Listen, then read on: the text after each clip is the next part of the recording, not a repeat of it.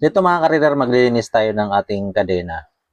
Kung gusto nyo tumagal ang inyong kadena mga ka-reader, lalo na at ngayon nag-uulan, linisin nyo yung kadena nyo mga ka-reader. Katulad na ito, napakadumi na. Kasi kapag tag-ulan mga ka-reader, yung mga buhangin, kakapit yan dyan. Tulad nito, especially sa mga naglalagay ng used oil sa kadena. Ayan mga ka-reader, pag namamuo yung mga used oil, parang grasa. Ngayon, pag tag-ulan mga ka-reader, yung mga buhangin, kasama yan dyan. Yung mga buhangin na yun, parang liha yun mga ka-reader. Mabilis yun makapudpud dito. Ito. Ilawan natin.